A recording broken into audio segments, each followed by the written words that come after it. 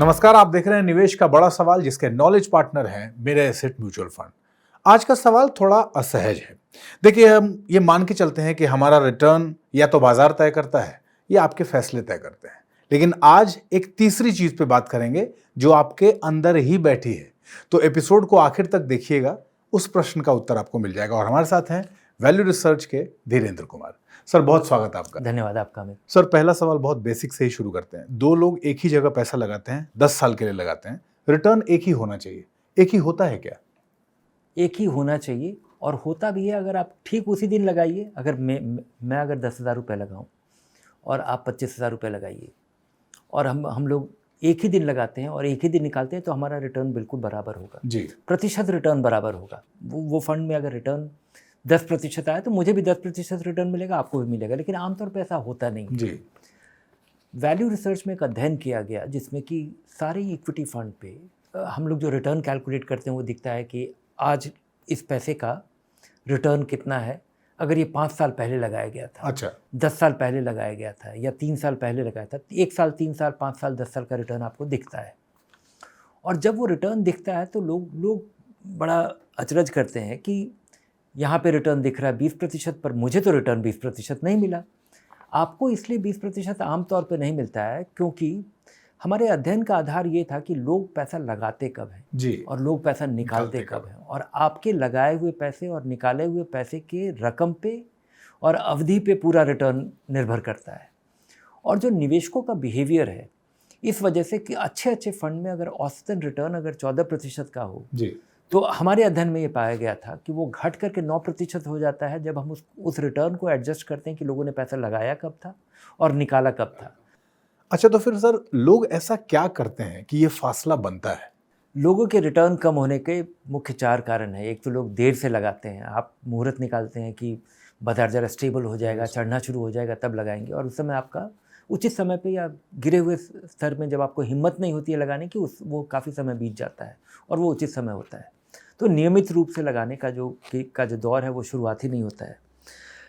लगाने के बाद अगर तेज़ी से बढ़ गया या अचानक गिर गया तो लोग पैसा निकाल लेते हैं। जी, ये दूसरा कारण है।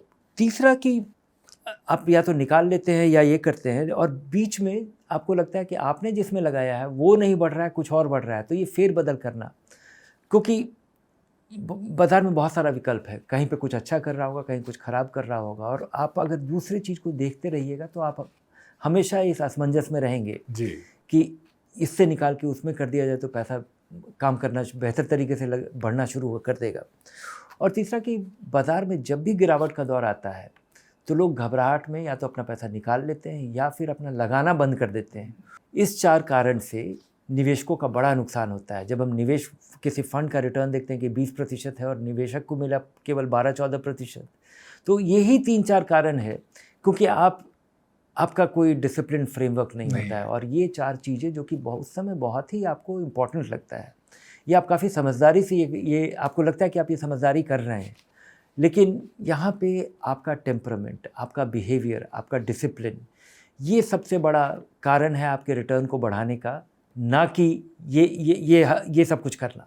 सर, ये जो 4 चीज़ें आपने बताई, तो अब अगर कहा जाए तो इसका सॉल्यूशन क्या है, इलाज क्या है? क्या आप ज़्यादा पढ़ें, ज़्यादा सीखें, या फिर और ज़्यादा जानकारी इकट्ठा करके फिर उसको इम्प्लीमेंट करें?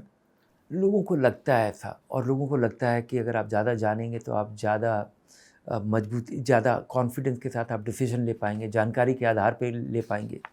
लेकिन निवेश का जो आउटकम है कि सबसे पहले आप उसकी अपनी तैयारी कीजिए। जी, अगर आप घबराएंगे नहीं, इसकी तैयारी आप नहीं कीजिएगा तो घबराहट होगा। जी, और लोगों को लगता है कि जानकारी से घबराहट का कॉम्पनसेशन हो सकता है। हाँ, नहीं, जी, ये ज़रूरी नहीं है। जी, तो आपको देखना चाहिए कि इक्विटी इन्वेस्टमेंट्स एक कारोबार ओन करने के बराबर है, और यहाँ पे आप अपना रिस्क कुछ कम कर सकते हैं, जी, लेकिन आप उसको एलिमिनेट नहीं कर सकते हैं। और उतार चढ़ाव को तो आप बदल ही नहीं सकते हैं। ये जो उतार चढ़ाव का दौर है, जो दुनिया भर का बाज़ार जुड़ा हुआ है, रोज़ बाज़ार खुलता है, रोज़ बहुत सारे लोग चिंतित होते हैं, बहुत सारे लोग उत्साहित होते हैं। आपको केवल कुछ मोटी तैयारी करनी चाहिए कि आप लंबे समय का पैसा लगाएंगे, उतार चढ़ाव के बारे में तैयार रहेंगे, धीरे धीरे पैसा लगाएंगे, और अगर आप इसकी तैयारी नहीं करते हैं कि बाज़ार जब गिरेगा तो आप हतोत्साहित नहीं होंगे, आप निराश नहीं होंगे और घबराहट में पैसा नहीं निकालेंगे।